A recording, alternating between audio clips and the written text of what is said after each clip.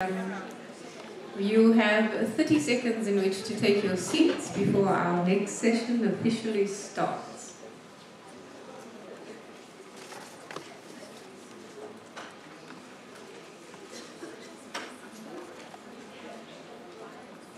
Okay, welcome back to session 2.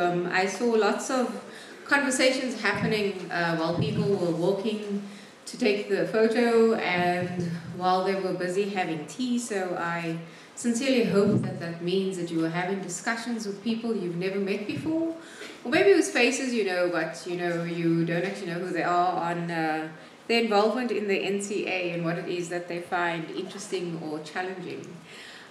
Before we start the session, just some announcements. If anyone does not have their small NCA tag, please go and collect one at the registration desk now, or you will not have lunch. And lunch is important because we have another session after lunch.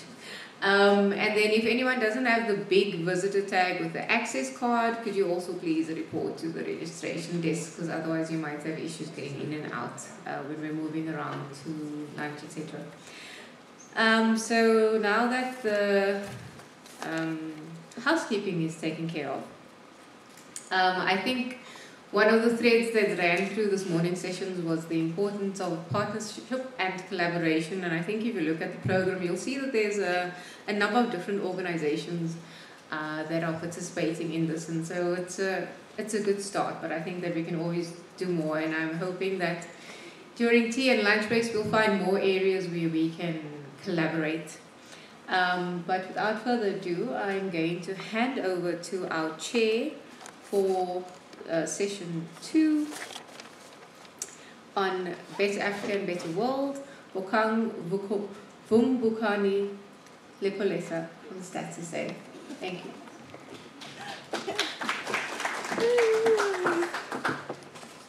By the time we end this forum, Tracy will be an expert in pronunciation of names. But good morning to everyone once again. I'm Bokang Vumbukani Lepolesa, as Tracy has indicated. I am Head of National Accounts within Statistics South Africa, but I am today Chair of the session, which is focused on Better Africa, Better World. I just want to say a few things maybe before I call upon the presenters in the session. As we navigate this terrain towards not just Better Africa, Better World, but also Better South Africa, it is important that we continuously appreciate the benefits of the natural resources and the ecosystem. Earlier on, the DG did indicate that there are a couple of benefits from our natural assets. She mentioned a few things, including medicinal benefits, among others, job creation, contribution to GDP, and so on and so forth. And it is important that as we engage in such platforms, we do appreciate and acknowledge that. And it is in these kind of forums where we get to have shared knowledge, shared understanding of all of these concepts and everything else that we can do collectively towards making our environment and our economy better. It was also mentioned earlier, and I think Tracy did reiterate that now, that partnerships are important. We are aware that the NCA strategy advocates strongly the need for partnerships. We need to do away with silo operations, and this allows us to bring together our expertise and ensure that the data as well as systems exist for us to be able to implement the NCA strategy. I must also indicate that it is important for us to understand what the world is doing, what the continent is doing. And we need to be able to position ourselves in that space. And therefore, this session focuses solely on some of the updates that we need to be aware of as this community.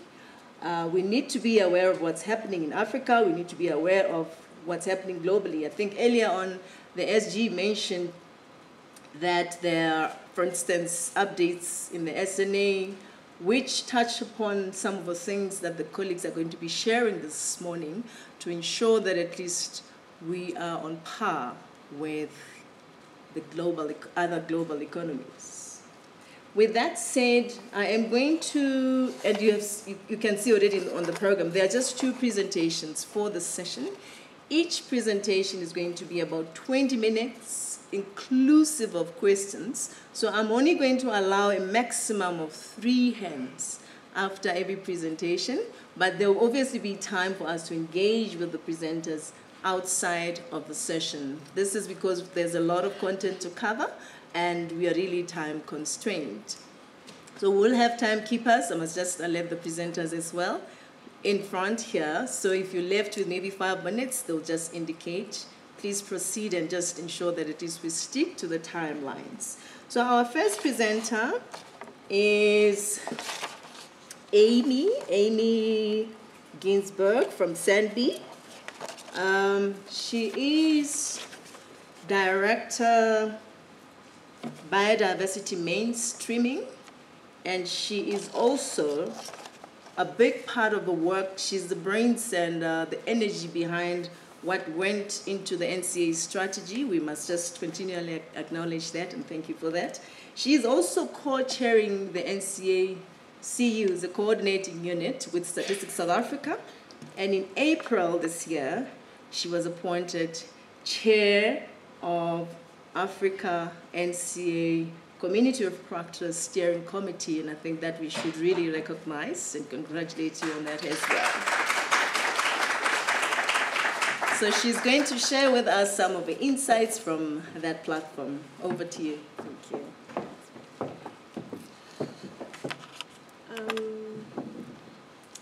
Thank you, Bakang, and good morning, everyone. It is still morning. Yeah, I've already been introduced. It's a real honor to be standing here, going to present about the African Natural Capital Accounting Community of Practice, but as its chair. It's a new role, and it's a huge honor. I'll tell you a little bit about what the Africa NCA Community of Practice is, what its expected outcomes are, and then share some of the achievements.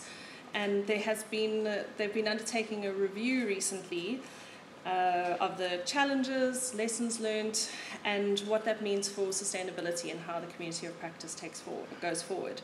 And I must just say that this is really the work of many other people, not me.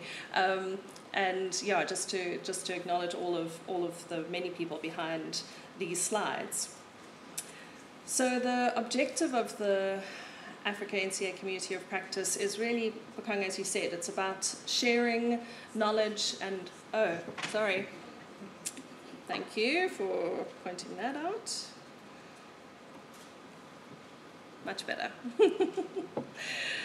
Yeah, it's to share knowledge and understanding, share technical expertise, best practice, and also just travel on a journey together, because natural capital accounting is not easy all the time, and sometimes just knowing and understanding the challenges that other people face also help you navigate as you travel towards compiling accounts at a country level. So the objective is to build momentum, mainstream natural capital accounting into statistical production and policy in all African countries by supporting these best practices through capacity building and knowledge sharing. And it has 4 pillars. There's the networking and dialogue that it does through biannual, the ideal would be annual forums, there's a newsletter, and there's a very active WhatsApp group. It also does joint communication and advocacy. It's trying to mobilize resources, develop case studies, and just generally advocate for the use of natural capital accounting. They have supported peer-to-peer exchanges, coaching and mentoring. So a South-South exchange. South Africa was able to have an exchange with Zambia last year, which was incredibly informative and useful on both sides. There's joint training and workshops that have been organized. And then there's the collective learning and co-generation of knowledge. So coming together to talk about particular themes. There are 4 working groups. The one is around ocean accounting, sustainable finance and business, and I've currently forgotten the 4th.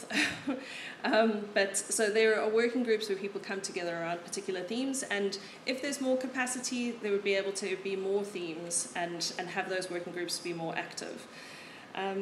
So the outcomes of these efforts are to see increased cooperation and support between countries using natural capital accounting, to strengthen the capacity of government to use natural capital accounts for decision making, and then to strengthen technical capacity available for the development and use of natural capital accounting in the region. So how it works is that anybody can be a member of the Community of Practice. You can visit the NCA Community of Practice website and sign up, and you'll be invited onto a WhatsApp group if you're interested, or just to receive the newsletters.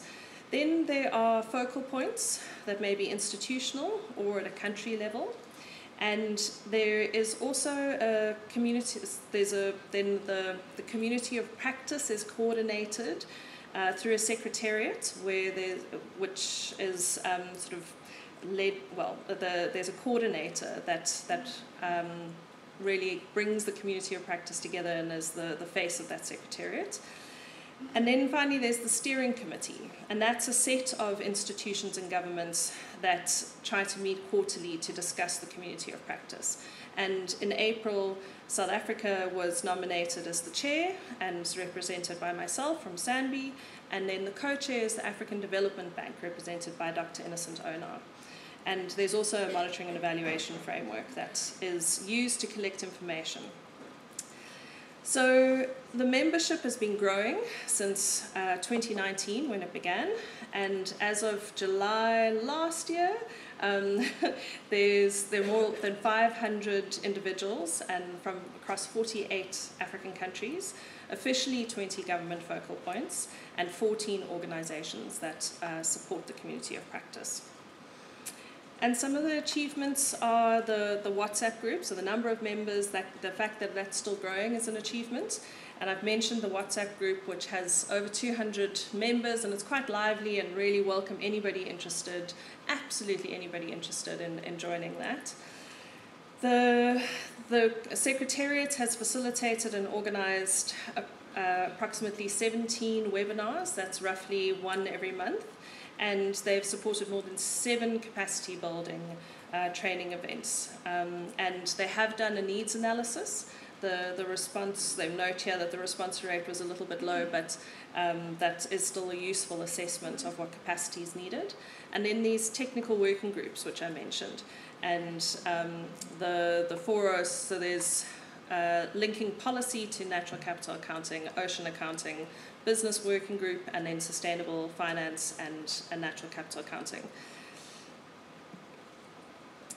Another achievement is that Msingao Mubanga from the World Bank was awarded the Young Leaders Prize for her leadership of the Africa NCA Community of Practice at the Natural Capital Symposium in June last year. And she's got a really, really brilliant speech, and she tells her story of what she studied, her sort of growth into this space, and it's really worth watching. We'll make sure that we share the link to a video that's online, but this is a really inspirational story that she tells, and it's a huge congratulations to her.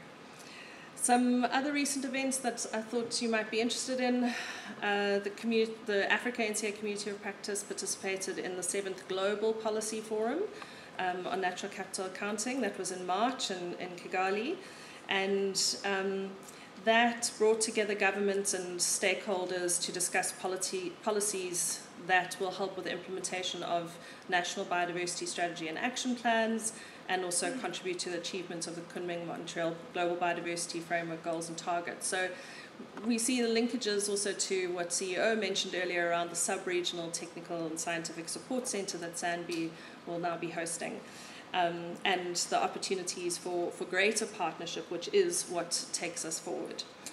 And then just to also mention, there's lots of information about the 2023 Africa Natural Capital Accounting Policy Forum that was held in Nairobi last year.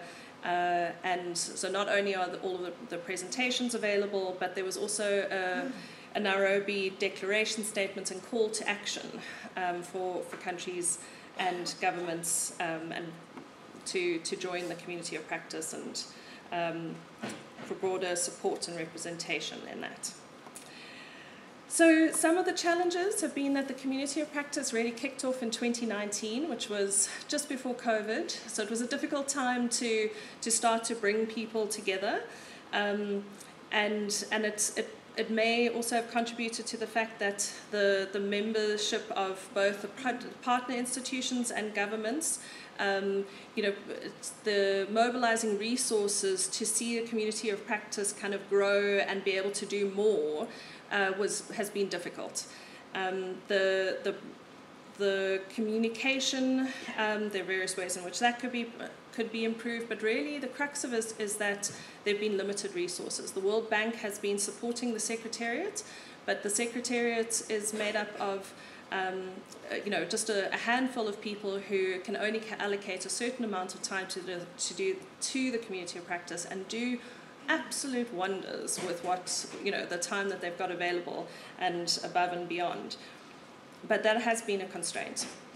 There are lessons that have been learnt through the review of the community of practice, and really how to mobilize more of the partnerships and countries, and how do we see more partnership and support for this community of practice come about. Also needs more time of a coordinator to really put attention to this, build those networks, develop those partnerships. There is so much positive energy and willingness, but gluing it together takes time and energy as well, and that still needs to be better supported. That includes clarifying the roles and responsibilities of everybody involved. So the way forward, the community of practice has been working on a plan, and they obviously want to see closer coordination with partnership institutions, deeper engagement with the country focal points, more regional capacity development forums and South-South knowledge exchanges. We've got so much to learn from our neighbours, and about what are the issues, how do we address them through our accounts, how do we make sure that our accounts have messages that everybody can understand, that they are used and useful. And we've really, if we think about our water resources, we need to be working with our neighbours, and that is true across Africa. So these exchanges, these opportunities to come together are so important. So that also requires more routine events, resources available for those ongoing. The online webinars have been fantastic, and those need to continue. Training sessions also needed, and then the opportunity to continue to have biannual Africa NCA policy forums. So there is a strategy and roadmap that's been drafted. It has updated theory of change since the community of practice first began. And it outlines everything from operational activities, outputs, outcomes, and a vision for the future, which is it's key to having those sorts of conversations about how do we work together to achieve that. The strategy has 3 operational and budget scenarios, because we recognize it is hard to mobilize resources sometimes. So it has a low, medium, and high road scenarios. And it's really wanting to see more focal points, training webinars as we move along each of those different funding scenarios.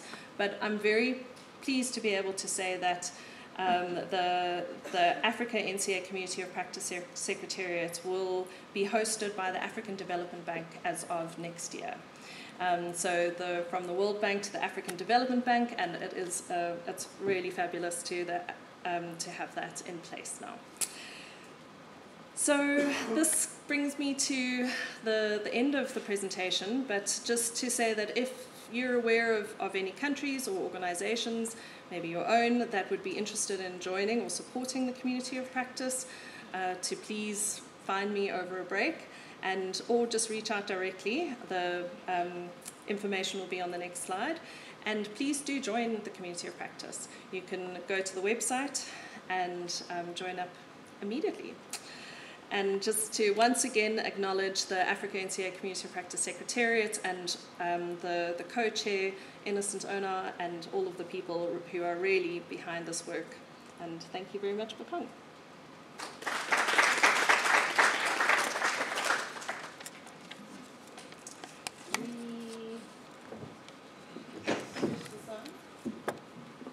Okay, so we'll allow 3 questions, maybe one aside, one in the middle, and the last one on the right. Please do indicate if you have a question.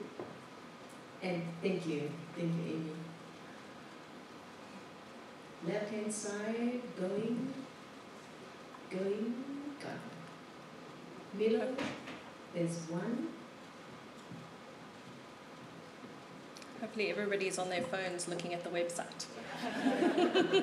I do see a second hand in the middle, so I'll allow it. Is there a hand on the right-hand side? Far right? No. So I'll allow 3 hands here. 1, 2, 3. Thank you. Thanks very much, Amy. Just thinking about the sort of uptake and mentioning the need for more focal points and more capacity, part of the challenge has been sort of getting. There's a lot of countries that are really wanting it and then looking externally for support through the World Bank or through African Development Bank. And so part of it is about showing the value of the community of practice to the country, showing the value of NCA and maybe demonstrating, in South Africa's context, where it's really made headway. So just thinking of, to build that sort of momentum, we need to continually communicate the value of NCA and what the community of practice does, so that countries start allocating resources to have participation or to engage more effectively. And so it's what I've sort of just seen is that a lot of countries are looking externally for funding to be able to drive the NCA, to really actively engage in the community of practice. And we really need to shift that for countries to see the value and therefore allocate their own budget. And I know budget's always hard because it's resource mobilization to do it, it's allocation of scarce sort of budgets. So I don't know if it's a question, but it's really just how do we keep sort of building that awareness of the value of it so countries allocate their own resources or their teams' time. Yeah. Well, that makes me think of a few things. So it's not a question, but it's raising a point, and I think that there's conversation about that between countries around who's getting that more right and how would be really useful, because South Africa also still needs to really make sure that we've embedded and made permanent the NCA capacity that we have. There's huge. It's been sort of institutionalized. There's so much happening in this space, but there are also still things that we need to get right, that we can. And I know that there are, Uganda, Ghana. There's some really fabulous examples. Zambia, of how they're managing to really see NCA firmly embedded within government. So. Yeah, I think having those conversations and keep talking about it, because it's not easy.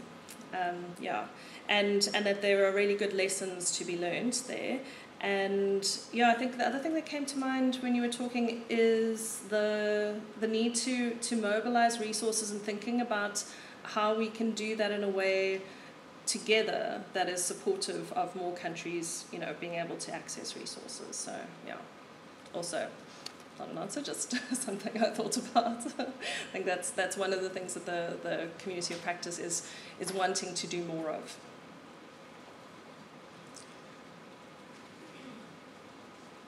Thank you, Amy. for a really interesting talk. It's, I think, really gratifying to see how the community of practice, both in South Africa and in Africa, has really grown. And then, I don't know if I have a question or a comment, but really wanting to see how you're connecting with other initiatives and global initiatives. I'm thinking like Bath and other like things coming out of the GBF. Is that the next step for the community of practice? Because there's quite a lot happening globally, so it would be nice to see how we manage to take advantage of those opportunities. Yeah, thanks. Thanks. Jeshme, I'm just going to quickly, otherwise I don't trust my brain at this stage. Yeah, that's definitely the next step, and I think that the strategy is trying to address that. So it's, I think it's still got a little bit more to do, and I was trying to confirm today whether we can share the draft strategy, because yeah, I think that there's ways in which we can help make those connections, and so that we really see the best coming out of this would be useful to be able to share the strategy a bit more broadly and get that in while it's still being developed. So if I get confirmation of that, I would like to do that. And I think just a reflection, because if I've got time, is that the NCA space is growing so quickly, so fast, and it's amazing. But it also means that we need to challenge ourselves to keep connecting the dots. What are the dots that we have to connect between those other initiatives, between other platforms, so that we don't confuse people too?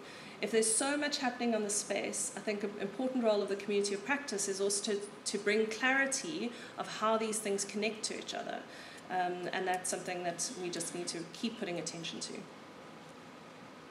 Thanks, Amy. There was two things that struck me. The first was a reflection on, so obviously our work in our project, our lead is the Development Bank of South Africa, and having the African Development Bank taking the lead from next year, as you mentioned. Is there a conversation that needs to take place about some of the lessons for the DBSA that they'd like to share with AFD around what it has meant for them to help implement and support the lead around the development of accounts in South Africa through a project, so a grant-based mechanism essentially. But what opportunities does that open up then for AFD around resourcing and supporting the work around NCA? And then the second point was around what Moho made earlier this morning, this emphasis around driving the youth agenda through this as we go forward, and getting a sense of how's that playing out in the community of practice as well. Thanks. So firstly, unfortunately, someone from the African Development Bank couldn't be here today, and they would be better. I would love for them to be able to respond to that. But yeah, I think that's a nice suggestion. And then the youth agenda, yeah, it's actually something that South Africa has raised several times, and I'm going to have a special look to see if that's coming through clearly enough. It's definitely something we want to make sure is coming up everywhere. Yeah. Cool. Thank you. Oh, on time.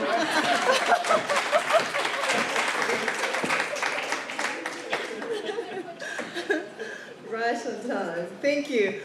So we'll move on. I am going to invite Dr. Tsepang to come join me. She is Dr. Tsepang Makolela, Chief Director, Biodiversity Monitoring and Specialist Services at DFFE. She's going to be sharing some of the global updates that are related to NCA with us. So over to you, madam. Thank you very much, and good morning, and thanks to you, Chair. As indicated, my name is Sapa Makhulela from the Department of Forestry, Fisheries and Environment, and I'll be presenting to you today the global updates related to national capital accounting. And just a disclaimer up front, this is a joint presentation between DFFE, Stats SA, and SAMBI. And I think the intention was also to challenge all of you. I'm going to talk about economics and statistics issues that I don't even know. So the aim is to lead by example and make sure that this NCA forum can work. So the economics and the statisticians and the environmentalists need to work together. So this is an effort for us to do that, and we are then extending to all of you to then follow suit and do exactly what we have tried to do as government in this regard. So the outline for my presentation, I'm not going to go through it, but I want to share with you the work that is currently happening under the Convention on Biological Diversity. In particular, the Kumi-Montreal Global Biodiversity Framework, which was adopted in December 2022, which emphasizes the whole of government and the whole of society. So in this particular case, Statistics South Africa, DFFE, and SAMBI, and depending on which accounts we are working on, we then bring also the relevant departments to come and work with us. So from the government point of view, we are doing our bit to do the whole of government. The area which there's still a lot of work to be done, we had from the SG in the morning, from the CEO of SAMBI, from my Director General, is to open the network and collaboration of the whole of society in terms of how we can then work with us. I know there are universities in the room. To what extent postgraduate students doing the work on NCA, can we work together in that area to make sure that we do more with the little that we have? We have lots of NGOs here. They do a lot of work. To what extent can we then work with you to be able to support the work on NCA? So in terms of the Global Biodiversity Framework, it was the ambitious plan to halt biodiversity loss.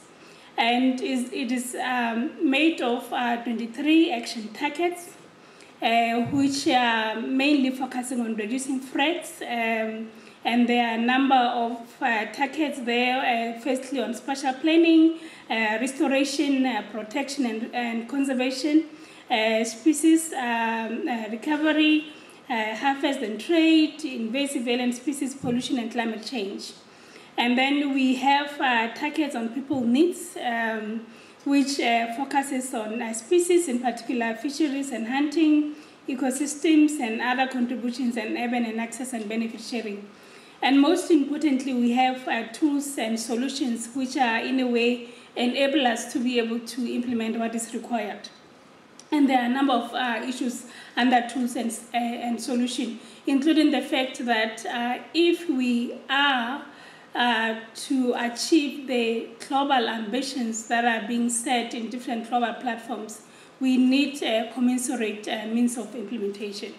So the tools and solutions are in a way trying to sort that area to say it is well and good to set ambitious targets, but if commensurate means of implementation are not in place, it's going to give us a bit of problem. Then it has the goals which are indicated in the mission and the vision. But what is important is how this then is related to the work on natural capital accounting, and particularly in this case for South Africa. And to demonstrate this slide comes from Stats SA. And if Stats SA can link the work that we do as DFFE with their work, the way they have done it here, again, is challenging all of us to also follow suit and do the same. So we have the 4 goals and the 23 action targets as indicated. But what is important is that there's work that is currently underway on defining headline indicators. And these headline indicators, under the headline indicators, there's development of metadata for headline indicators. And the the UN statistics has been playing a critical role to then assist us in developing those metadata for the headline indicators that are related to CI ecosystem accounting. And those are mainly three, which is the one on the extent of natural ecosystems, the one on extent of natural, the one on the services from ecosystems, and also there is also the ones on the goals on prosper with nature. But on this particular one, the metadata is not advanced. There's still a lot of work that still needs to be done there. What is also important is also how this fits into the work which we are currently doing at national level, which I'll then indicate in my next slide. But also to indicate that the United Nations Statistics Division is working on finalizing a project proposal to support the development of the global biodiversity indicators based on the system of environmental economic accounting, ecosystem accounting.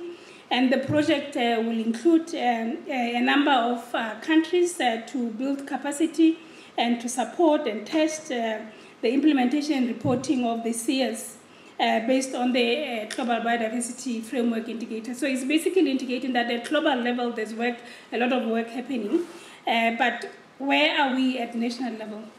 So at national level, we have then taken each of the relevant targets of the global biodiversity framework, and then we then linked those with some work that has been finalized or currently underway that relates to each of these targets. In terms of target 1, which is on inclusive spatial planning, the work that we have done in South Africa on accounts for land and sea use, change and extent of natural ecosystem types will provide data and information that is required in the reporting, which is going to happen in 2026. So for us to do that report, we are going to rely heavily on the outcomes of that work. Target 2, on protection and conservation, the work that we have done on ecosystem accounts across all realms, which is in this case is terrestrial and marine. And that's the target 2 on restoration. And then on target 3, the work that has been done on protected area and conservation areas related statistics accounts. On target 8, on climate change and ocean acidification, the accounts on biocarbon accounts linked with energy and carbon and air emissions account. And targets 9 and 11, nature's contribution to people, the accounts that have been done on strategic water source areas and biodiversity economy satellites accounts, and the future ecosystem services account. Then we have target 14, which is mainly on mainstreaming, but what is important for us is also to note the emphasis that the mainstreaming has to be on the national accounting, also including the financial and physical flows. The Global Biodiversity Framework have a dedicated monitoring framework, and in that framework there are headline indicators which all parties, in this particular case South Africa is a party, are expected to report. And then we also have global level indicators, which we normally refer to as binary indicators. And just to clarify that with the headline indicators, these are based on globally recognized methodology that has been accepted globally, but there are areas where those methodologies do not exist. And in those particular cases, we then use binary indicators and binary questions because those methodology that are recognized globally are not available. And then we have component and complementary indicators. So in terms of the monitoring framework, it noted the value of the national monitoring within the CS and statistical standard in order to mainstream biodiversity into national statistical system and to strengthen national monitoring system and reporting as appropriate. And as I indicated, the criteria was that where possible, indicators are aligned with existing processes that are then accepted globally. At national level, we have developed the white paper on conservation and sustainable use, and the white paper is aligned with the objectives of the Convention on Biological Diversity, which are mainly on biodiversity conservation, sustainable use, and access and benefit sharing. But because this is South Africa and transformation is important for us, we then decided to add a goal on transformation. And what we have also done is how each of the global biodiversity framework targets can then fit into all these different goals of the white paper. In terms of the details to NCA from the Global Biodiversity Framework, Target 14, which is on mainstreaming, there is an indicator that has been proposed. And what is important here is, as I present, you must also find where you can locate yourself. Because the reporting is in 2026, and when we report, we are going to request data and information from all of you. So the indicator test there is on the number of countries integrating biodiversity, and in particular, in this case, in the natural accounts. And there's a binary question: does your country use environmental economic accounting to quantify the monetary and non-monetary values of biodiversity? Can I just get quickly, from the South African point of view, do you think we are no, or under development, or partially, or fully? Any take? Where are we as South Africa? Anyone? None of the above. Where are we as South Africa?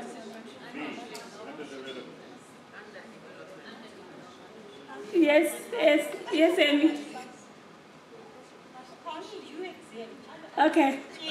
Okay, so I'm getting under development and partially. And why is that? Why are you not fully? So I'm hopeful that when we have the next NCA, we'll then have moved from under development and partially to fully. Can we all agree on that? Okay, thank you very much. And then in terms of target 11, what is more relevant in terms of the air emission accounts, and there's also a lot of work that has happened at national level in that regard. Here is just to give you a snapshot of all the accounts that has happened to date. There's the one on the land and terrestrial ecosystem accounts, which track natural and semi-natural ecosystem types, such as grassland and savannas, that are under pressure from intensive land use, such as croplands and settlements. These accounts will be useful for reporting on Goal A of the Global Biodiversity Framework on the extent of different natural ecosystem types. We also have the accounts for protected areas, which was released in 2021, that track the expansion of the protected area estate in South Africa going back to 1900.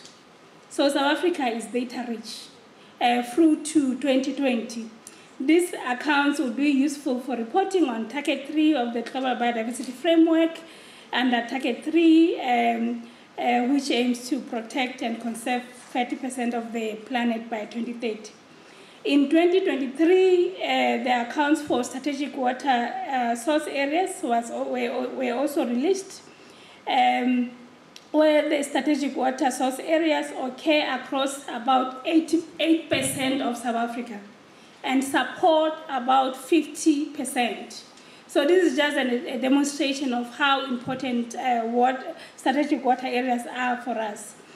And the accounts track changes in land use and formal protection in strategic water source areas over a 30-year period and the information from the accounts will then help us in terms of determining what needs to be prioritized where. Then there's, you see, this is where it gets interesting, but I'm going to try my best. Then there's the system of national accounts. What is important here is to note that there are internationally agreed standards on how to compile and measure economic activity, and that is this system of national accounts, that standardized agreed methodology. And what is important is that we had the system of national accounts that was published in 2008, but that did not, it hugely underrepresent the connection between the economy and the environment. So we are now updating that 2008 SNA in 2020 to be finalized in 2025, and mainly to make sure that issues that relate to the economy and environment are well covered from that. And then, of course, the statistics, South Africa support all these efforts, and it's proud to be able to do that. There is also the Inter-Secretariat Working Group on National Accounts, which is assisted by the Advisory Expert Group on National Accounts, which oversee the overall coordination of the system of national accounts and update the program. And under that, there are many different activities that have to be done. There is also the Wellbeing and Sustainability Task Team, which arising from the need for account for well-being and sustainability within the framework of the revision of the 2008 system of national accounts. The Wellbeing and Sustainability Task Team will produce one or more guidance notes on well-being and sustainability issues, and one of these areas were environmental economic accounting. And these are the different task teams that are then under this well-being. And then on this slide, it's important to understand that the concepts of well-being and sustainability have been framed in a number of different ways, but common understanding is that they embody economic, environmental, and social dimensions, which is very important to the Government of National Unity, which is the administration that we are currently under at the moment. And then the slides then articulate what are the activities under the system of national accounts. And then we move on to the UN Committee of Experts on Environmental Economic Accounting, which functions as an umbrella body to provide overall vision, coordination, prioritization, and direction in the field of environmental economic accounting. And it meets once a year, and the meeting was held in June this year, and it focused on work plans of each of the 5 areas that have been identified. And again, South Africa is leading by example. Area B2, CA Economics Accounting, is led by South Africa, and there are other areas which are then led elsewhere. Then, in terms of the SIA Central Framework, the committee is met continuously and will continue to meet to update the SIA to ensure that it's coherent with the ongoing update of the system of national accounts and other microeconomic standards and international classification, as well as to address other emerging issues. And the question that arises is, why is there a need to update the SIA Central Framework? There's mainly general users' needs, which keep on changing, and it's important that as and when the users' needs changes, the central framework is in such a way that it can respond to those users' needs. And also also new policy demands, whether it's nationally or globally, then it will have to also advance with those policy and global policy demands, whether they are national or globally.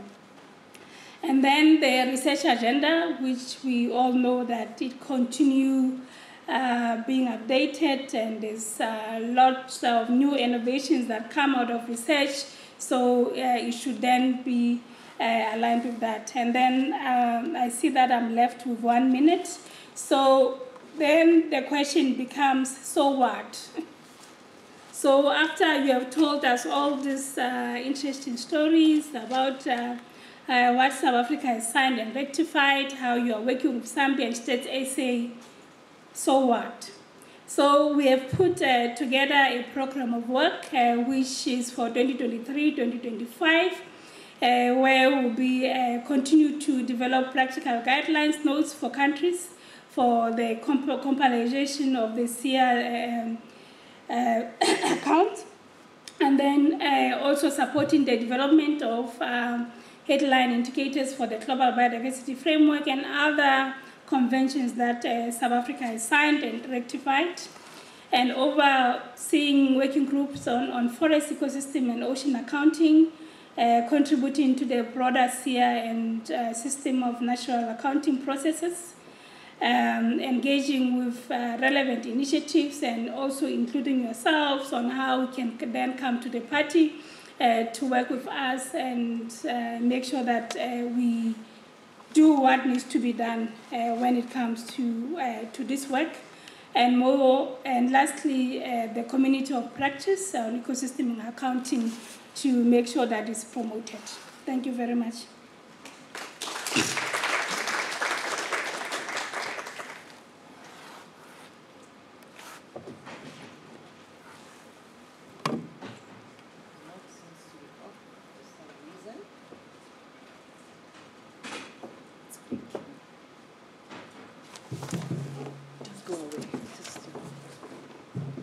Okay, thank you. So thank you, Tsapang. There was mentioned earlier, I think it was the CEO who spoke about an opportunity for us to elevate environmental issues to a level of GDP. So I think some of the things that she's shared are really trying to get us to that point. So with what she's presented, are there questions? Maybe starting again on the left-hand side. Nothing. The middle. I see one hand. Okay. The far right-hand side, there is another hand at the back. So let's maybe take those two. Thank you. Great. Thanks upon their awesome presentation.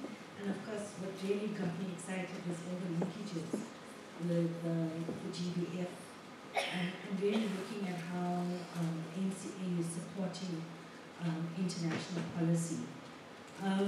It would be nice to see how we can embed it more as a country, linking up with, I'm thinking the time is right for us to really take the community of practice, the work forward, and I'm looking for the home. Where is that home? Which is the sector? How do we mainstream? And where are we going? Because I think that would be nice to see the strategy being embedded somewhere institutionally, and then also seeing all the partners working together to implement it. Yeah, thanks.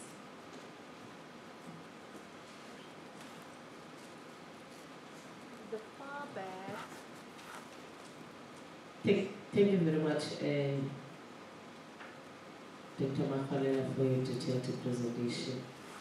I've noticed that the 4 documents that has been prepared and published on NCA, especially I'm going to talk to the protected areas one. It's missing the marine component.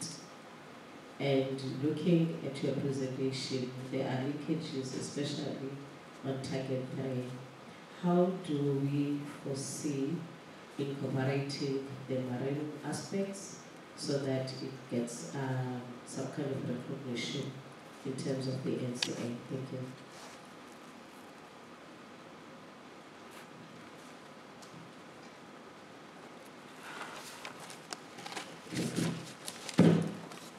All right, thank you very much. On the one on where the institutional home for the strategy, so the institutional home is Stats SA, SAMBI, and DFFE. Because we meet as frequent as possible. Lately it has been weekly basis, which has been very difficult. So the institutional home is really those three organizations. We just have to unpack further on how to make this community of practice more effective. In terms of protected area accounts and incorporation of marine issues, I think this is also relevant to most of the accounts that have been done to date, because some of them were done some time ago, and now the GBF, which is up to 2030, there's going to be a need to update some of the accounts. And in the updating of the accounts, where there were gaps, we'll then try our best to address those gaps. So in this particular case, if it happens that the protected areas account is updated, we'll then make sure that the marine elements are then fully incorporated. And that also is coupled with making sure that we mobilize resources, because resources are limited. But I'm hopeful that with this community of practice, we can get university students who can work with us to update these accounts, so that by 2030 we are fully integrated in terms of what needs to be done. So thank you very much. Thank you very much. This is the end of the session. Maybe don't go away, because I need to hand over to you, right? So as you welcome her, let us, oh yeah, we did, I thought. Thank you. So. Thank you. Thank you very much. Can we applaud Mokan for doing so I'll be the chair for the next session, which is on biodiversity economy. This morning we have heard a lot about environment, about biodiversity, about economy, and because we have environmentalists, economists, and statisticians, some of the language is really new to some of our delegates here. So the session is going to be about biodiversity economy, and I'm going to have two presenters. One presenter from the Department of Forest and Fisheries, and the other presenter from Statistics South Africa. As it was indicated in the previous session, we have 20 minutes, and then we have time for 2 to 3 questions after each presentation. But without further ado, can I introduce our next speaker from the Department of Forestry, Fisheries and Environment, Prashante Naika, who is in the department but is working closely with us through the work that we are doing with UNDP in Jaffa 6 value chains. Over to you, Prashante. Thank you, Chair, for that cordial welcome. It's definitely such a privilege to be here. The last time I was at the forum, some years back, I presented to the forum the concept for a biodiversity economy and how the lead in this space, and that's the Department of Forestry, Fisheries and Environment, is taking on the biodiversity economy through a strategy. So it's really wonderful to be here again and to be able to share with you how we've advanced in the last years of the biodiversity economy. So you'll also notice, and if you join the dots to this presentation, this presentation is really taking or giving you a slight dive into the tone that was set by our Director General this morning. She emphasized many things, or she painted out many things about biodiversity, and that its value and how it's contributing to national priorities from a job creation, GDP, and the likes. And I'm going to start off by firstly expanding and helping you appreciate a lot more and better in terms of this incredible biodiversity that we have within our country. So I'm going to say our country is ranked amongst the top 17 mega biodiverse countries in the world due to its species diversity, rates of endemism, and diverse ecosystems.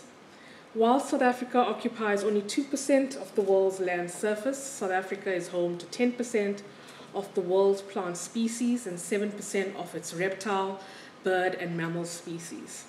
Furthermore, it harbors around 15% of the world's coastal marine species. Thus far, I'd like to mention and linking you from sharing a concept for a biodiversity economy to where we are now. Initially, we pitched this biodiversity economy with a specific focus on terrestrial biodiversity and its application. In the recent years or time, we have opened up our national biodiversity economy strategy for review, and we've expanded our scope. And by pretty much leveraging on our low-hanging fruits on from terrestrial as well as marine resources, right? I also want to mention that we host 3 globally recognized biodiversity hotspots in the country, and it is also estimated that South Africa's biodiversity offers between 275 billion rands to 333 billion rands of ecological services to the country's economy. Now that scope is massive, and still in keeping with our initial vision. For the fauna and flora economy, the biodiversity economy, our focus is a lot centered around the biotrade, bioprospecting economy, in other words, your natural product economy. If you had rooibos tea this morning, that tea bag is an example of our biotrade economy. We're also looking into the wildlife ecotourism, and once again, ladies and gentlemen, in context of terrestrial and marine environments. Above all, due to this rich cultural diversity, South Africa is endowed with indigenous knowledge linked to the use of indigenous biological resources. And I maintain the same narrative. This biodiversity, coupled with our traditional or indigenous knowledge associated with the use of biodiversity, collectively we call this our biodiversity economy. I emphasized our alignment of this biodiversity economy to national priorities like our National Development Plan, which set out targets for job creation. And this biodiversity sector is also a job creator for the economy, having more than 418,000 jobs created in recent times. And our vision is a lot centered in terms of growing this figure up to the year 2030. So how are we advancing this biodiversity economy? And also just to set the tone in terms of giving you a well-articulated definition. This biodiversity economy of South Africa encompasses the businesses and economic activities that either directly depend on biodiversity for their core business or that contribute to conservation of biodiversity through their activities. So it's a holistic approach in terms of how we take the biodiversity economy, trying to ensure conservation and sustainable use in our biodiversity economy value chains. But still sticking to the point of trying to give you context of the slides to follow in terms of how we are advancing our biodiversity economy. We take this on in many ways. As much as the DFFE has taken the lead in giving a national vision and strategy for the biodiversity economy, we develop and advance this biodiversity economy as a network, as a collective, through network projects and programs. And when I say that, when I refer to a network, I'm referring to public sector South Africa, private sector South Africa, and communities that spans across the country. So in recent time, we have embedded we've finalized our white paper on conservation and sustainable use of South Africa's biodiversity for implementation, and the principles of that we have centered around our biodiversity economy strategy comes from this white paper on conservation and sustainable use. And I also want to emphasize, as well as, although the slide is quite loaded in terms of it gives you an idea in terms of what our goals are in terms of this white paper or policy paper for the country and for the sector, I also want to emphasize and bring it home in the sense of what we're trying to say here is that when you think of biodiversity economy, you don't just think about value chain development, business development. But at that very beginning, you also think and map out and figure out and optimize conservation and sustainable use. Like I said, we've opened up our National Biodiversity Economy Strategy, which was previously approved by Cabinet for engagement, but now it's opened up again for review. And this particular strategy, like I said, the scope is now on terrestrial and marine environments, fauna and flora, and we have the strategy is framed within 4 goals. The first one, very high level, leveraging biodiversity-based features to scale inclusive ecotourism. The second goal is centered around sustainable consumption of game for extensive wildlife systems. And the third goal is centered around sustainable consumption of wild and produced marine and freshwater resources. And goal 4 is well-structured, inclusive, integrated and formalized bioprospecting, biotrade, and biodiversity-based harvesting. You'll see what runs across all these 4 goals, or is cross-cutting, is transformation and inclusivity. We still maintain our position that we're leaving nobody behind in this biodiversity economy of South Africa. And I'm sure I'm seeing a lot of new and old faces, and I'm referring to the colleagues that's worked or walked this journey with us. We've had an Operation Pakisa, and you've been involved in that process. The planning and implementation that came out from that initiative is something that we're still driving and implementing at a national, provincial, and local level. In the case for the bioprospecting, biotrade sector, our focus is centered on, very simply, how do we increase supply? This is very important, especially because our markets for the bioprospecting, biotrade sector is not limited to South Africa or Africa. We've got significant markets or big markets in the north, the EU and the America. So strengthening supply is really important. Strengthening quality supply is extremely important focus area for the biotrade, bioprospecting sector to ensure that we're not just innovating, but we are also ensuring continuous supply of our value-added ingredients to our various consumers across the world. Secondly, the other focus area is how do we increase demand and local value addition. This was quite an exciting area for the biotrade, bioprospecting sector. And it touches on the point where I mentioned earlier, we're advancing the sector through a network. And in this particular focus area, the network that was conceptualized for the biotrade sector is called the BioPanza, Bioproducts Advancement Network South Africa. So what we did is we've mapped out what services and products that are offered in public sector South Africa, also analyzed what the gaps are in this biotrade, bioprospecting sector, and came up with a consolidated platform like BioPanza where we coordinate those services, integrate and coordinate so that we simultaneously do value chain development, business development, and conservation and sustainable use. So what I'm trying to say is that we don't just take on research, development, and innovation as a silo, but we couple research, development, and innovation proactively with our small business development CEDAs and CFAs, which I know have joined recently. But we proactively link that up so that this innovation outputs for the sector is very quickly taken up into commercialization strategies.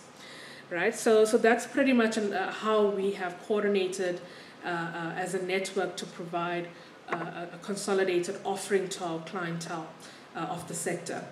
And then the other area for the biotrade, bioprospecting sector is regulatory, where we have worked as a collective within the DFFE, as well as other national departments to see how we can harmonize, fast track, and what other kind of research that needs to happen to be able to ease compliance to our legislations affecting the sector.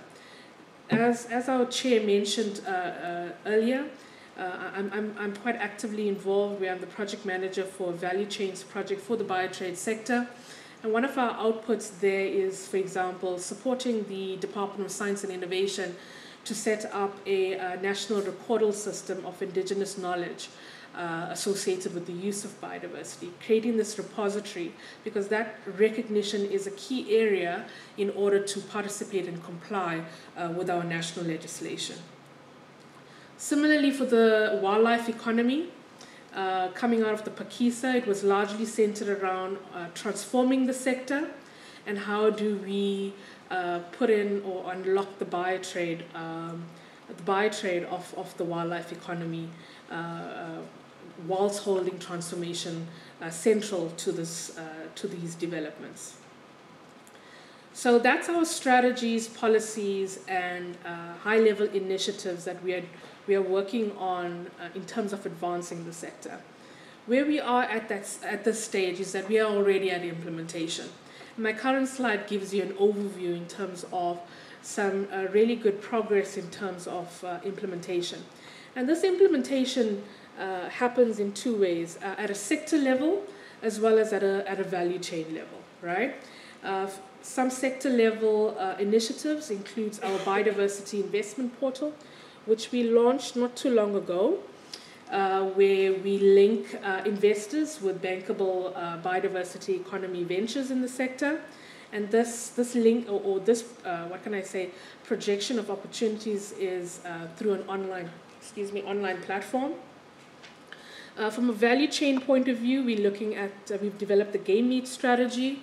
I know my colleagues who pioneered this game meat strategy and associated efforts have joined us today. So please feel free to network with them during lunch. And we've also advanced to the stage where we're not just guiding in terms of how we develop it, we are also delving into the space of market access through the development of a game donation or wildlife economy standard and certification scheme, so that we become a leader of quality biodiversity economy products to the world. As I've mentioned, the game meat strategy, I'm not going to delve in too much here because you're going to have access to this presentation, and this is more for the spirit of keeping with time. And like I said, the wildlife or standard and certification scheme takes strategy further to ensure, like I said, that we become a supplier of wildlife products, quality wildlife products to the world. What's in the pipeline as well for the biotrade, bioprospecting sector, we're developing something similar called the biotrade, the South Africa's Biotrade Conservation and Sustainable Use Charter. A similar mechanism to a standard and certification scheme, but in that case scenario, we, especially since a lot of our stakeholders, business stakeholders in the sector are micro enterprises. So we've developed a charter to pretty much ease access and participation and get these micro enterprises quite active players in the value chain quite early on in the entrepreneurship life cycle. But nevertheless, the pillars of that charter is also conservation and sustainable use, sustainable business endeavors, as well as quality elements of ingredients and products produced by the biotrade, bioprospecting sector.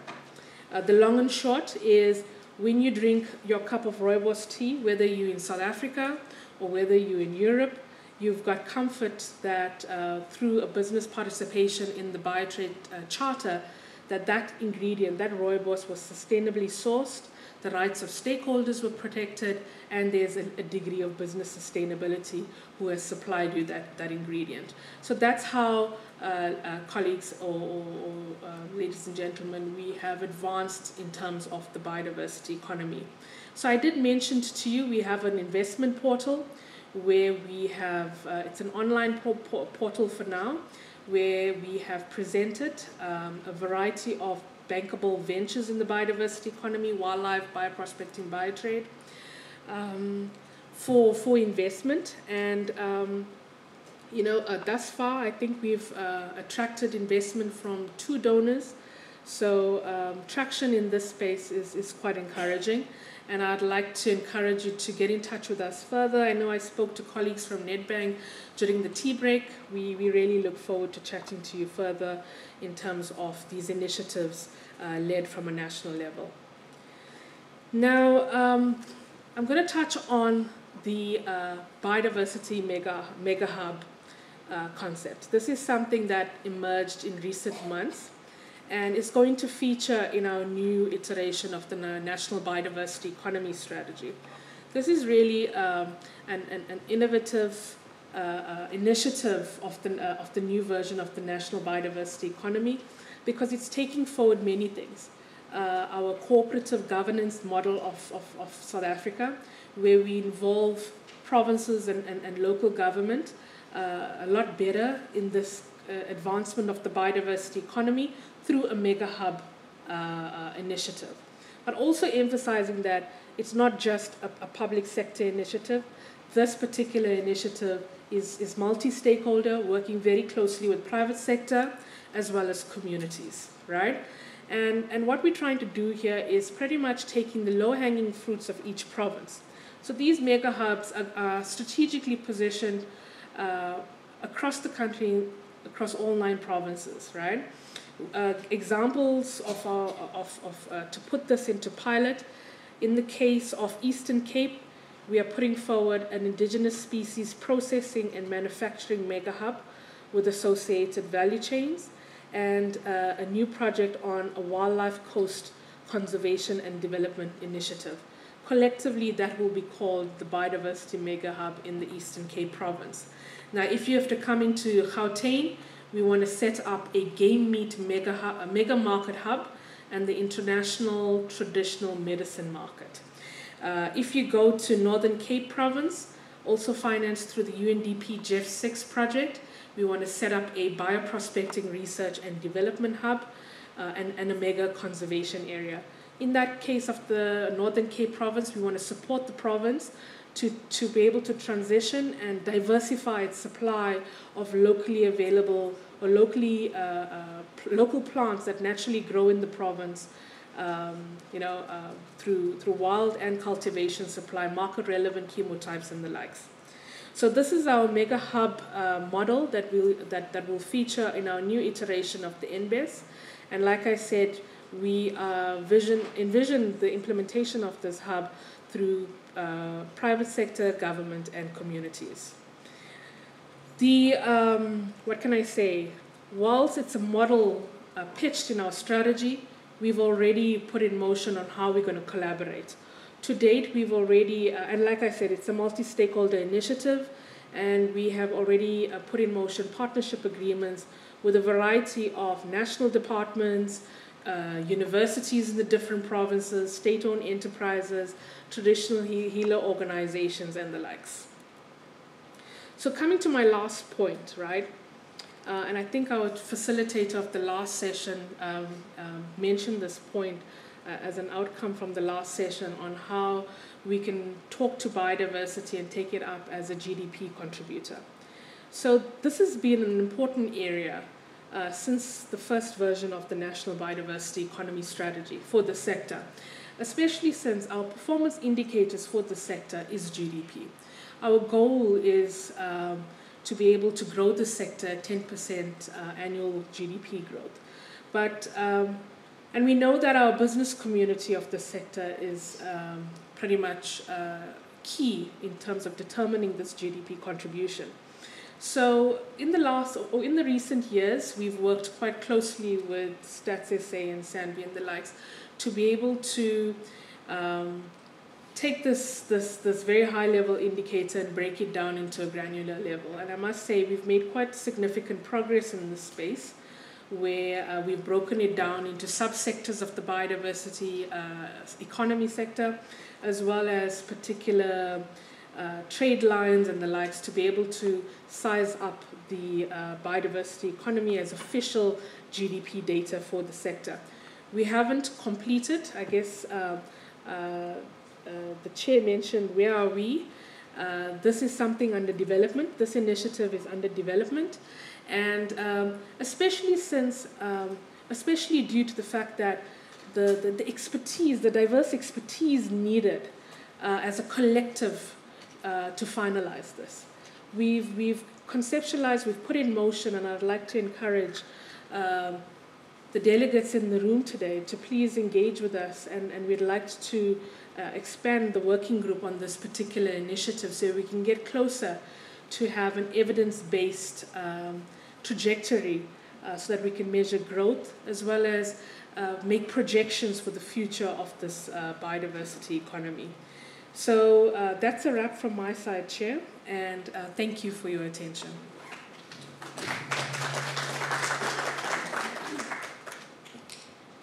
Thank you very much, Prashante. I think we can all agree that we have a better South Africa. The previous session was on better Africa and better world, but what this presentation has demonstrated is that we have a better South Africa. Can I open the floor for inputs and comments? I note Koko Nomsa. Any other hands? I know I'm keen to hear from economists as well. No, I need to see all the hands, but I need to hear from economists as well in terms of whether what we are doing is indeed what will get us into a better South Africa. So we have Koko Nomsa. We have one hand on that side. A few. Yeah, there are so many hands. And we have one here. And Tando, I'm going to not pick you. I'm going to choose Sambi and DFFE and State SA from questions because we have more questions. So we can start with Koko Nomsa.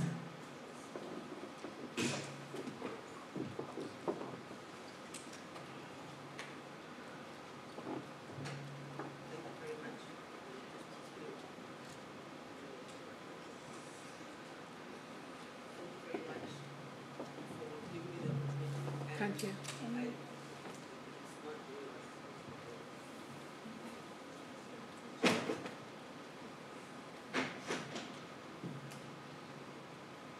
Thank you very much for taking my question and for a great presentation. I have two questions. The first one is about the mega hubs. Where are they going to be placed? Because I believe that we need them at every local municipality, even if it's maybe per province. You can have some mega hubs where people can actually go to be able to get things done. That's the first one. The second question is more of a concern. You're saying that you have an agreement or an MOU with THO and Lupata. As a traditional healer, I can tell you straight up that THO and Lupata are only a drop in the ocean of the number of traditional healers that are out there. They call themselves the biggest organization in the country due to the fact that they've been around for a very long time. But the majority of us do not belong in THO or Lupata. We have over 200 organizations that are traditional healer-led and Afro-traditional healers. And the majority of traditional healers do not fall under any organization at all. So I would question your signed MOU with THO Wipata, why does it not include the rest of us? Can it not say THO Wipata and all other traditional healers rather than just the two? Because I know for a fact that in as much as Nature Speaks, which is my organization, can work with both of these, most healers do not fall under these two organizations. So you're closing out close to 60% of traditional healers from working with you. Thomas.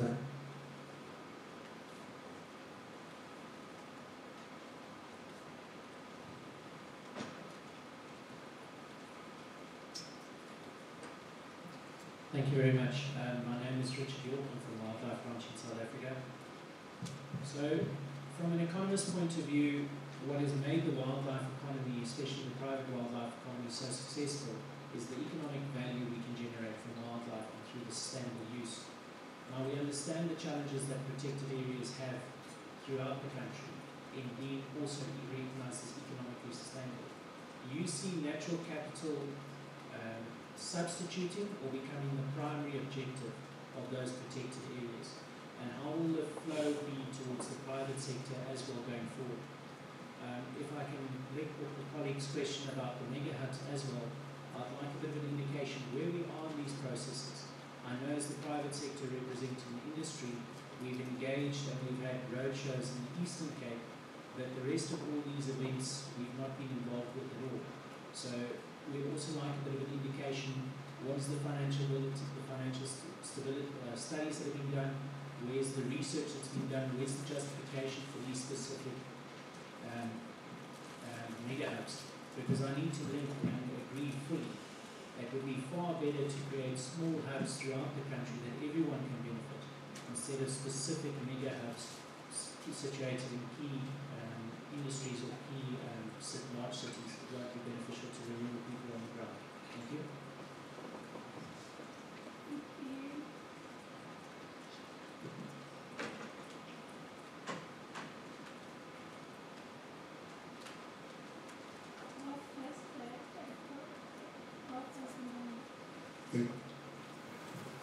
Thank you very much, Mbangi, next brother. Today I'm here with the University of Johannesburg, Joint Research Center for Water and Environmental Science and Technology, and sometimes I deal with natural science sector of UNESCO. Two issues. The first one I think we'll covered a little bit, but I want to check if how the configuration or the positioning of mega hubs is in any way aligned, hardwired or aligned with the National Spatial Development Framework, both at macro and micro level. The second issue is, I'm not sure if we are talking sufficiently or resourcing sufficiently what one can call management of interdependencies, especially in relation to issues of economic development. And I think I'll leave it at that because we're saying some of the things are actually currently being developed. Thank you. Can I take those three for now? Just those three for now, and then I'll take more afterwards. No, we'll just take the last one because we still have the next presenter after this. So Mark will be our last question for the session. Thanks very much. Thanks. You spoke of, you mentioned the satellite account for the biodiversity economy, satellite account at a national level. Is that being carried out at a provincial level and fed nationally? Just because it would be interesting to understand it at a provincial level because of the different enablers and blockages, because of different policies. So really to start looking at the intricacies of policy shaping the biodiversity economy at a provincial level. So just wondering if that has been looked at both. Thank you. Thank you, Chair, and I must appreciate the points raised from the four questions that we've taken. I just want to mention at the onset, I'm going to take it as both questions and input, because I think a lot of you have raised some really important points for us to take in this journey that we are walking on in the biodiversity economy. So starting off on the on the biodiversity economy account. Now, since this concept emerged some years ago, and it was just after the water account was established, so we pretty much tried to take on a similar approach of starting national, and we are at the national figuring out phase or developmental phase. And I think in the future we could definitely move into a phase like the water sector at a provincial level. And you know, the thing is that many things need to unfold simultaneously. Enhanced participation, leadership, and ownership. And I think, you know, as that develops, it's going to make the development of a provincial account and local account more practical and useful for utilization as well. So then the point on consultation, I'm going to link it up between the point on from private sector as well as traditional healers. Thank you for that input and that information. I will definitely take it back to the team to expand the scope, but I also know that we have a relationship with you in Tokozo, so we will tap into your knowledge in terms of who else we can consult in that space. That's a really important point, because if you've met my chief director, Mr. Korombi Matibe, community participation, knowledge holder participation is imperative in this undertaking. On the note of private sector and consultation and where we are at in terms of the mega hub, so the slide that I'm sharing with you and what we have to date is a concept. We've recently appointed a service provider to assist us to take it into a planning and feasibility phase. So that's where we are progressing into. And hopefully in the near future, we will reach out to our different stakeholders to be quite active in this phase of feasibility and planning and the likes. So that's where we are. We have no intentions of leaving off our identified different stakeholders. That's key for the success of this vision. And then the colleague from University of Johannesburg, thank you for your input there. It's imperative that when we think mega hubs, that we think of how this is factored in provincial and local government strategic planning. It's key for sustainability. So I'm glad that you flagged that, but in the same breath, it's definitely as part of how we're going to do this and work forward. Thank you. Thank you so much, Chair, and thank you so much for the participation in this presentation. Thank you very much, Krishante. A round of applause for Krishante. We now move to our next presenter. From STSA, Ryan Hobler, on pioneering experiential biodiversity-based tourism estimates for South Africa. And while he's still preparing himself, I also want to know from all of you where you think you can be able to help us when you input into his presentation. And in addition to clarity questions, but also where do you see yourself playing a role, and where are the areas where you think you can be able to work with us? Over to you, Ryan. Thank you so much. Yeah, coming up after the biodiversity economy satellite account, I'll also touch on it in my presentation. As Prashanti mentioned, we are working in collaboration with both DFFE and SANBI on the development of the biodiversity economy satellite account, where StatsSA is the lead and will be the eventual releaser. We are the compiler of that account, but as mentioned, working closely with the two other organizations.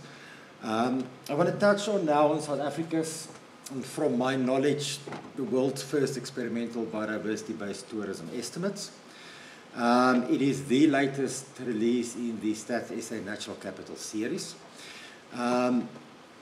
StatsSA was the lead organization. We were the compiler and the releaser, but we worked in very close partnership with our partners, DFFE, SANBI, National Department of Tourism, and South African Tourism. It is the first estimate in South Africa of how much does the biodiversity-based tourism expenditure in the country contribute to South Africa's tourism sector and to the South African economy, as well as to employment within the South African tourism sector, as well as the total employment within the country. It builds upon work. You would have seen Prasanti showed a slide that spoke to biodiversity, economy, employment. It was done for the National Biodiversity Assessment 2018.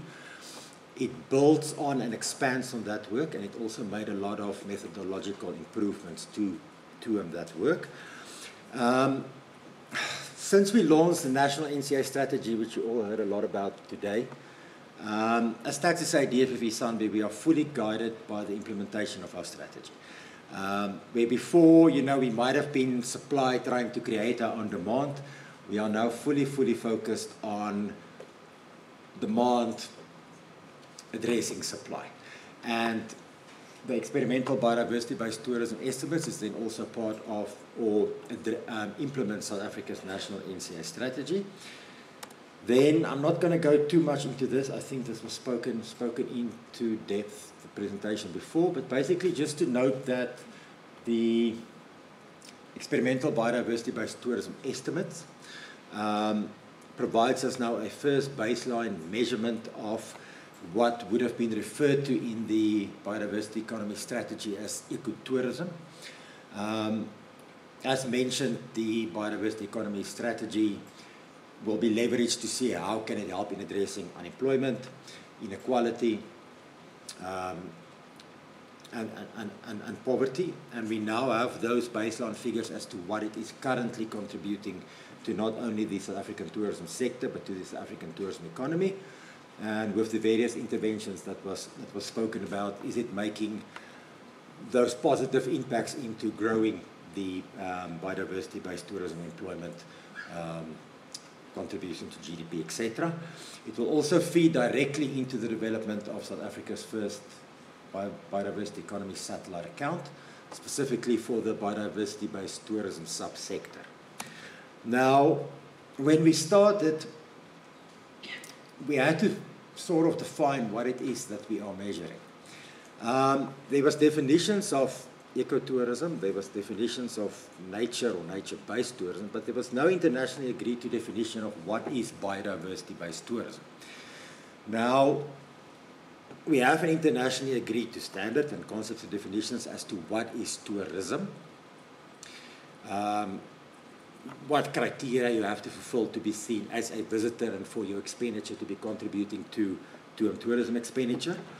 And from the National Biodiversity Assessment 2018, we had a definition of what is a biodiversity asset. So between all the partners in this project, we basically created a definition for biodiversity-based tourism based upon the internationally agreed to definitions for tourism and biodiversity assets. So basically, the expenditure had to sort of pass two tests. It had to be a visitor on a tourism trip, according to the UN tourism definition of what a tourism and a visitor is. And this trip activity had to happen within one or more natural ecosystems and or with one or more indigenous species. Now, the work that we are doing should not be confused with the new internationally agreed to measurement framework for measuring sustainable tourism. I think most people are aware or at least know of the tourism satellite account, which was compiled according to an internationally agreed standard, the tourism satellite account recommended methodological framework. This is now replaced as of February this year with the statistical framework for measuring sustainable tourism. Tourism's honeymoon period, like most industries across the world, is over. We can no longer say it's doing good just by its economic contribution. So there is now separate chapters on measuring the environmental dimension, water accounts for tourism sector, energy use in tourism sector, air emissions from the tourism sector, etc. And then there's also a whole new measurement framework on the social dimension. This is why it is experimental BTE and not BTE or official BTE. There is no internationally agreed to framework as to how do you develop or calculate biodiversity-based tourism contribution to tourism sector and the economy. I can maybe just say as a sort of a positive for the whole team involved, about 2.5 weeks after we released, UN Tourism reached out to Statistics South Africa, congratulating Stats SA and the whole South African team that was involved in this work. UN Tourism was very impressed with what we did calculate and put on the table, and to this extent they will be extending an invitation to Stats SA to join the next UN Tourism Expert Group on Measuring Sustainable Tourism, which is happening beginning October in Madrid, as they feel that the work that we did is of great value internationally and to the member states of the UN Tourism.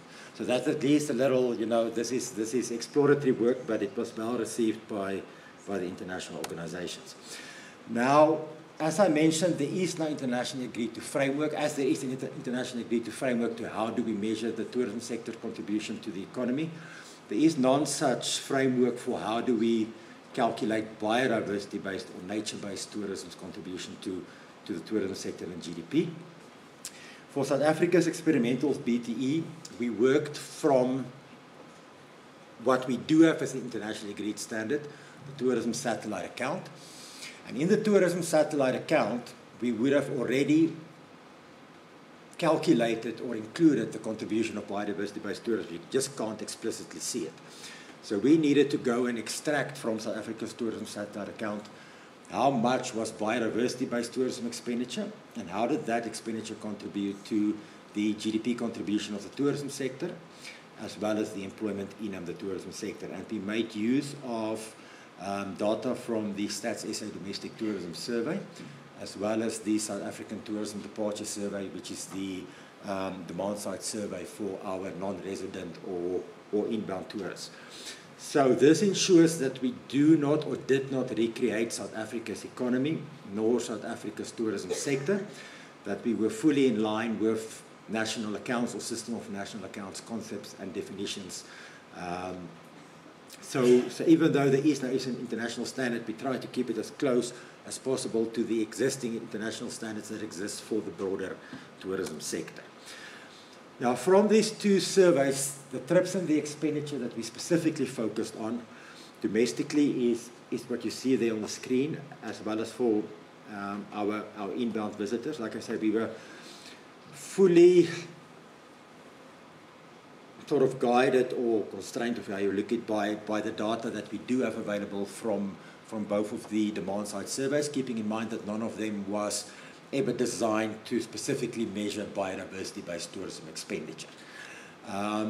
We've also, through our interactions with the National Department of Tourism, South African Tourism, we've already sort of started those engagements as to, you know, how do we look at these questionnaires going forward, to maybe get more information on biodiversity-based tourism expenditure, etc.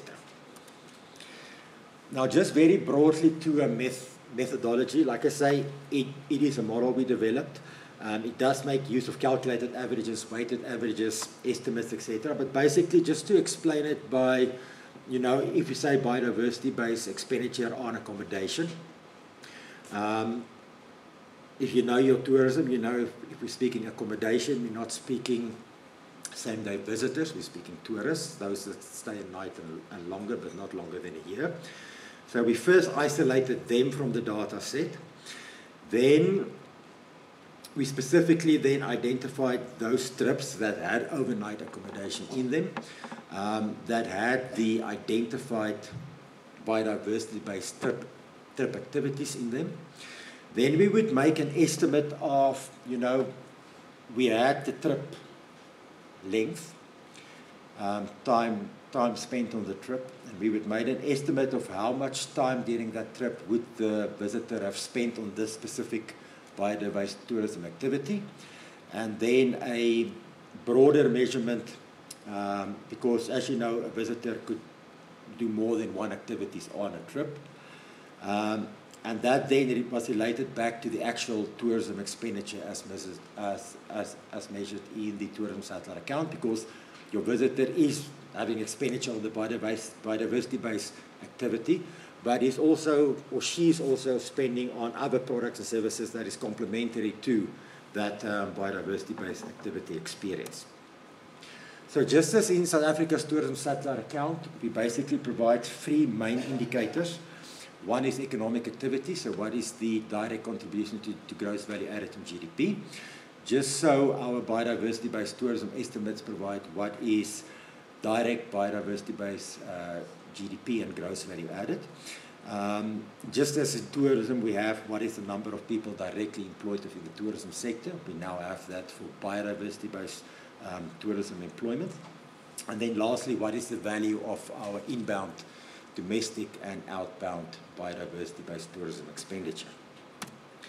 Now, if we first start off in the economic dimension, you can see that in 2019, biodiversity-based tourism direct gross domestic product, or the direct contribution of biodiversity-based tourism expenditure to the economy, was about 28 billion. And that basically represents about 13.3% of total tourism gross domestic product in 2019. There was about directly 92,000 people directly employed within the tourism sector because of biodiversity-based tourism expenditure, or about 12% of total direct tourism employment. And it's interesting to see the different dynamics between employment in the tourism sector itself and then specifically biodiversity-based tourism sector. You will see the two blue lines that suddenly come up sharply. One is in the cultural industry. Now remember, in the cultural industry is where we have specifically SIG 9633, which is our botanical and zoological gardens, nature reserves and nature conservation activities, which now becomes much more prominent when we only look at biodiversity-based employment, and similarly the sports and recreation industry. Now, who was spending and how were they spending? You can see for our non-resident or inbound visitors, in 2019, that was about 18 billion rand that was spent on biodiversity-based tourism activities, or about 15% of total inbound tourism expenditure. For domestic biodiversity-based tourism expenditure, that was about 43 billion rands in 2019, or about 13% of domestic tourism expenditure. And total tourism expenditure, or total internal tourism expenditure in the country, was about 61 billion in 2019 spent on biodiversity-based tourism activities. And it's interesting to see over time as well, just as with the tourism sector for biodiversity-based tourism expenditure, it is our domestic visitors who is our backbone of our tourism sector. And of course, for the biodiversity economy strategy, there's some hint there. Don't neglect the domestic tourism sector. It is, with the financial crisis, COVID, etc., it has shown once again that it is truly the backbone of South Africa's tourism sector, or a sustainable tourism sector.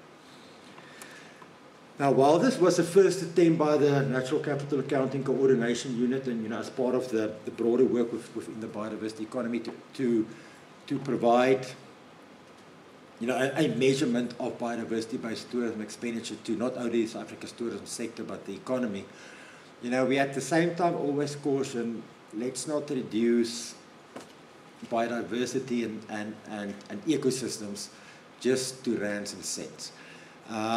There's much more that biodiversity and ecosystem contributes to tourism than just the monetary value thereof. All tourism in the country ultimately depends on healthy and functioning ecosystems. It is in itself a main tourism attraction. All tourism, even in the cities, in Cape Town and Pretoria, ultimately depends on ecosystems and biodiversity for water and food. And biodiversity and ecosystems, healthy biodiversity and ecosystems, also contributes to South Africa's competitive as a international tourism destination. And if you think about South African tourism, yes, they promote our culture, they promote our food, but what they mainly promote is our biodiversity and our ecosystems to get people to South Africa and to spend. You know, and that was why it was important for us that National Tourism Department and African Tourism walk this journey with us, because we do feel that it's vital for the tourism sector in the long run, you know, to also see biodiversity and ecosystems as vital assets and invest in and lobby for their maintenance, their protection, and their expansion. There's a lot more that can be said, but I don't know, there's not a lot more time to say it in, so I'm going to stop it there. Thank you.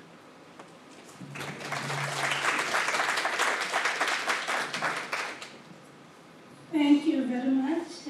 The key take-home message in this presentation is that we should not reduce biodiversity to rents and cents, because there are also other multiple values that are non-monetary. So it's always important that while we are showing this important work at the back of our mind, we should also remember that there are also other multiple values for biodiversity, which may not necessarily be monetary. Can I then open the floor for comments? And I think the fact that I understand the rationale to call it estimates is because it's being done for the first time globally, and there are no recognized methodologies. But I think it would be better to say pioneering, because indeed that's what we're doing. We are pioneering the work. Any comments? I see a hand this side in the middle.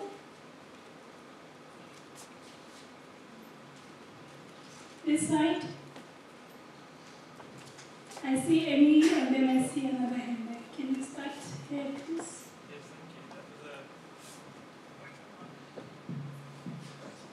thank you. That was really, really interesting presentation.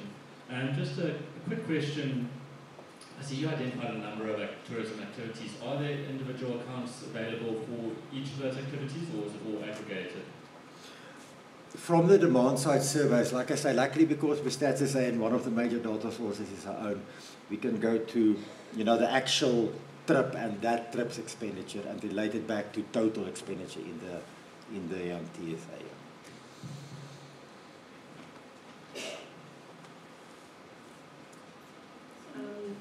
Thank you very much. It's a comment more than it is a question, but you can respond as well.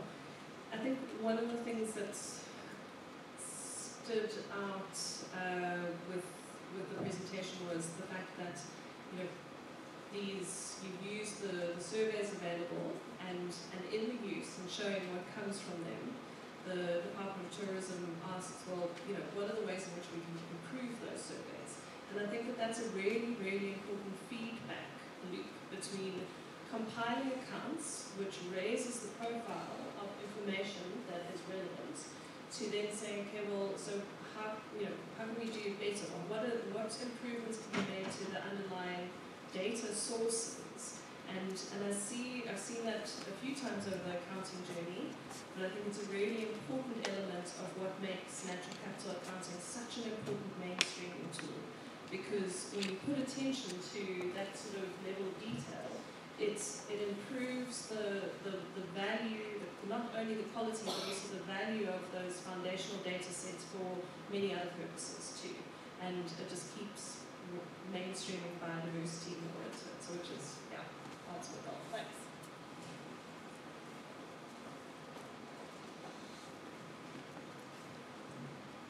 Hi, Nicole Debussy from Seon.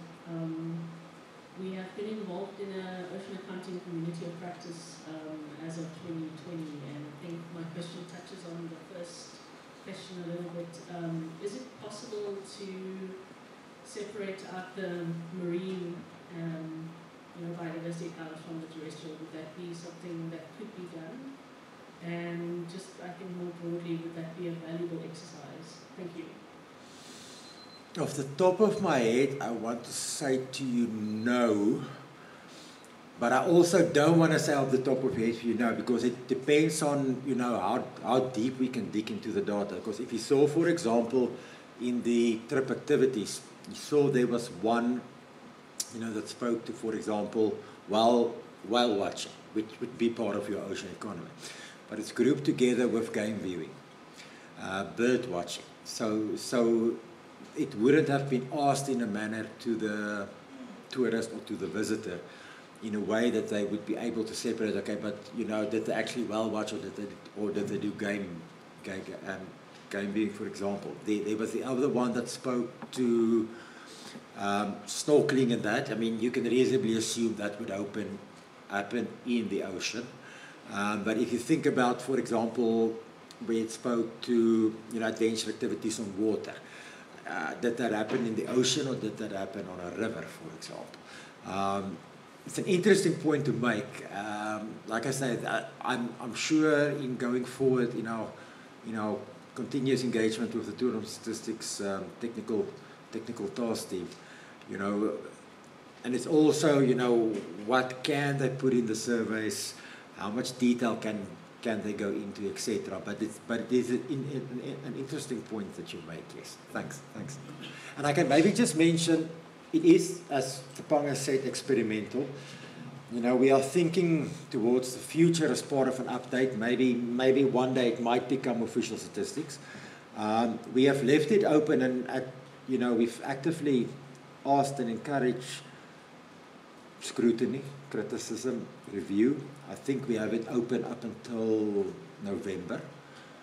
So we are really open to any additional data, any suggestions, like the suggestion that was made by Nicole now, is it feasible to do, is it not feasible to do? But we would like to improve on what we do have. And that's why it's not official statistics, it's experimental statistics, but in the longer term, we would like to, I'm probably sure our first biodiversity economy satellite account would also be experimental towards a future official. Thanks. Thank you very much. The comment from my side, and it also relates to the comment that was made earlier in my presentation, because I had her saying that she's from the Ocean Accounts Community of Practice. I think it would be great if from this NCA forum there's some partnership or collaboration that has been established. So my comment is there a possibility that we work with this community of practice to explore what they are doing and whether there's any possibility of the work that they're doing fitting into our processes, particularly when it comes to protected areas accounts and tourism accounts. I think we should put it on the agenda of the next NCA CU, which is next week Thursday, for the free partners to unpack and further engage. Yeah.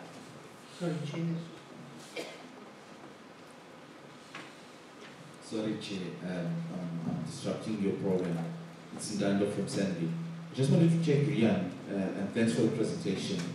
Were you able to distill, in terms of how you collected the data, by whether it's coming from biodiversity-based tourism from urban and rural settings, or you don't go into that detail? Because I think it would be interesting to find out from where is the more value derived from? Is it more from the urban or rural settings? Thanks. Yeah. No, we, like I say, for now, no.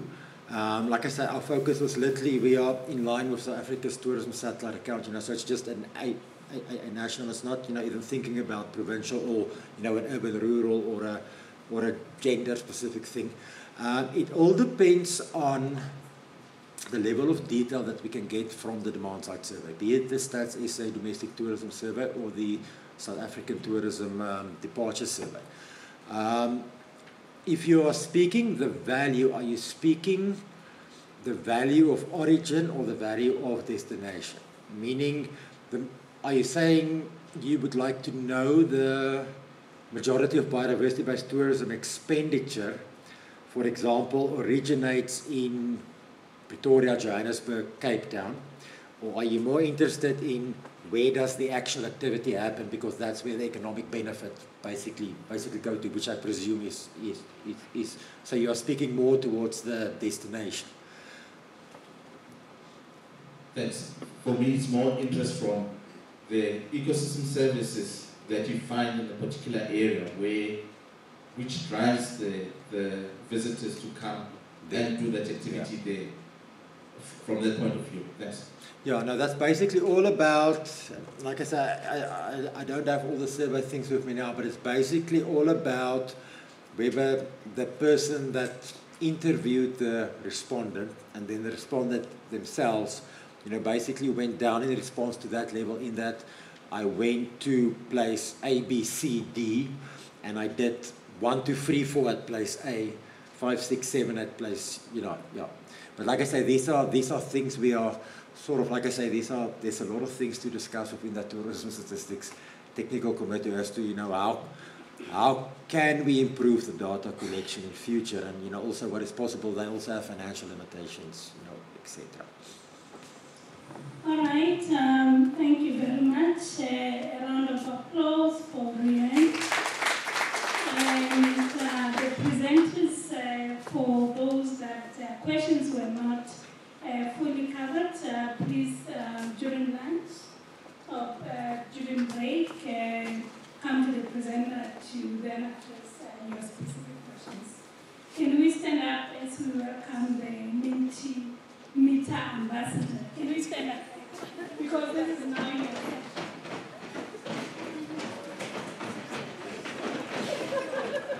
And a round of applause for our Mentimeter ambassador. Thank you very much. You can have a seat. Can I please have your mic?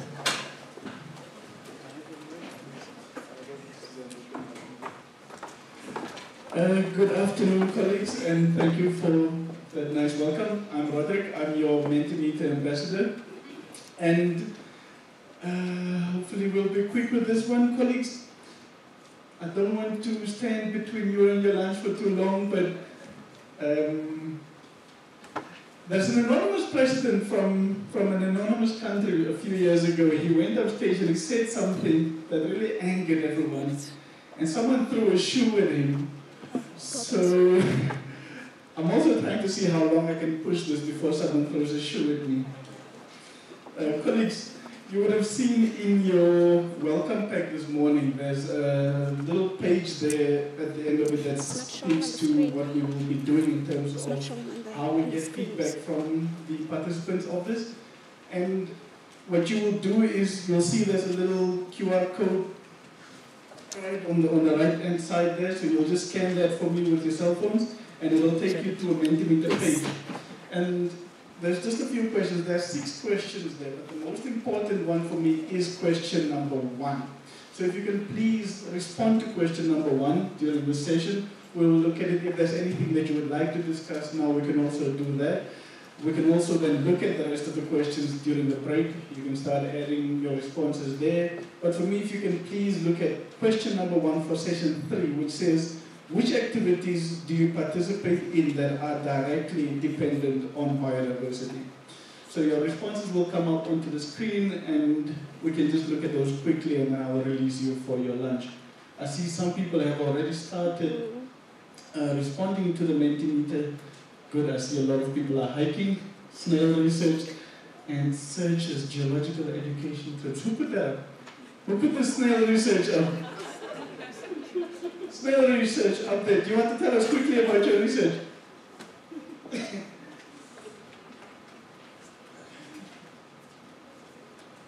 Yes, I'm Stefan Rautsman from GDOT, but that's actually more a hobby than anything else. So yeah, we actually go out and we found a couple of species that is not classified endangered, but locally to areas that it helps with within the economy, in protected areas where you can actually log them and say, okay, well, this is new specific areas. Just part of biodiversity, just like everyone else go out to birding and looking at snakes and everything else. Yeah. And we do snails. Thank you so much. There's something for everyone. Can I check? Only used 5 ecosystem services to determine natural capital teaching scholars. Okay. Colleagues, I'm enjoying the activities happening up there. I see we've got a very healthy and active crowd, so well done to you. Has anyone looked at the second question, Zianda? Are you currently involved in any NCA work? Colleagues, you're here. You are involved in NCA work on some level for you to be here. But maybe that's a conversation that we also need to take forward, right? Is what does it mean to be involved in NCA work? I see there's some yeses, more users of a product. Yes, as a compiler and coordinator of NCA. There you go. Oversee a program of NCA at a global level. Nice. I'm just going to go quickly. Question 3, have you used information on natural capital accounting? Yes, yes, no. Okay, this is something that we still need to do as well from a mainstreaming perspective. How do we get people to start using the information? Question 4, which speaks to, do you see yourself or your institution as a user, data provider? So we can still get a few more inputs there. A person who loves the environment and is intrigued to learn more about NCA, so thank you for that one. Which goal of the NCA strategy do you see yourself being most involved in? I was most interested in this one because it also is a little bit of homework, isn't it? Because now we have to understand what the goals are in the NCA strategy. And, okay, there's a goal 1 and a goal 2. We'll put 2. No one wants to own that? Okay. At some point, I don't know, Amy, how much we are sharing those 5 goals of the NCA strategy, but we also need to make sure that people are aware of what those goals are. Colleagues, so for those of you who still want to complete the rest of this form, please do that throughout this break, and for now I'll release you for your lunch. Thank you. Last question. Yes, please. Okay, so we've got all the way up to 9.3. And that averages out, right? So there's some people who are lower on that scale. You guys had a lot of muffins during the tea break. But thank you for your attention. Can I just quickly...